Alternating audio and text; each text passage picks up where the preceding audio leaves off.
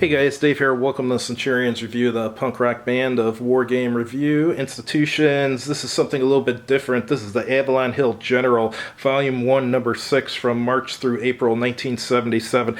And it says Starship Troopers in the background. It's got a mobile infantryman here. I was going to sell this because I was going through stuff today to get rid of some stuff and put it on for sale online.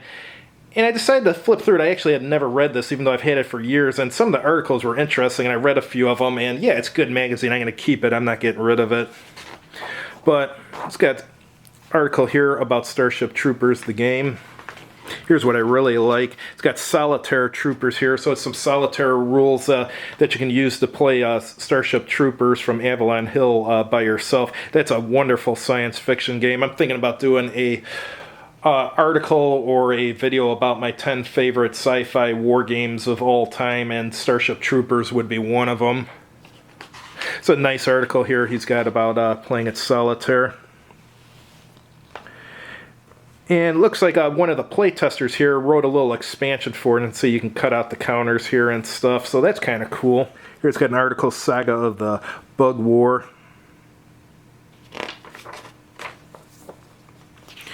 And it's got a war game, I guess you would call it a strategy and tactics article here. That's what a lot of people like General magazine for. It's a nice magazine. Here's one about Panzer Blitz. I haven't played that game in eons. I can't even remember it. I mean, I know I've played it. It's been so long I can't even remember any of the details about it.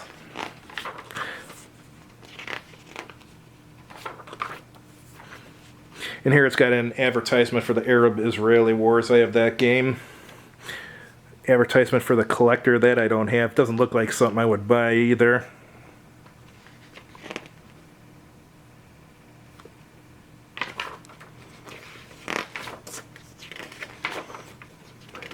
This is kind of cool. This is a tongue-in-cheek article.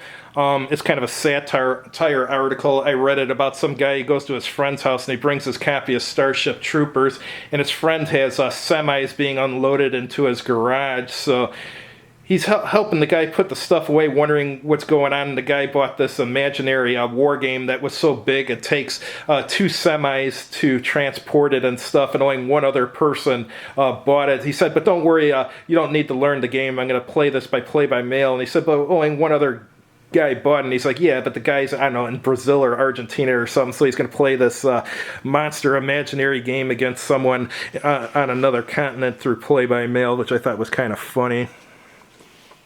Here's another article, Starship Troopers game as literature. So if you have Starship Troopers the game and you love it, you should get a copy of this General magazine.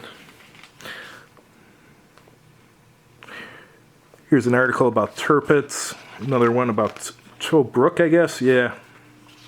Oh, diplomacy even. Yeah, this is a nice magazine.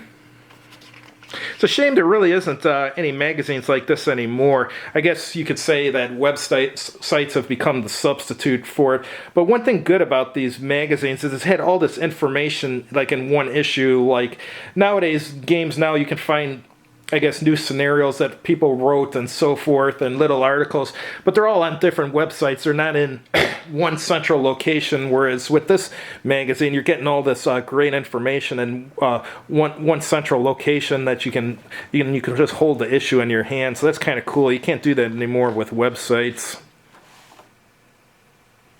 But anyhow, just wanted to show you guys this cool magazine. Thanks for watching. If you liked the video, please click like on it. If you've owned this magazine or any of the others, why don't you tell us about it, and have a good evening.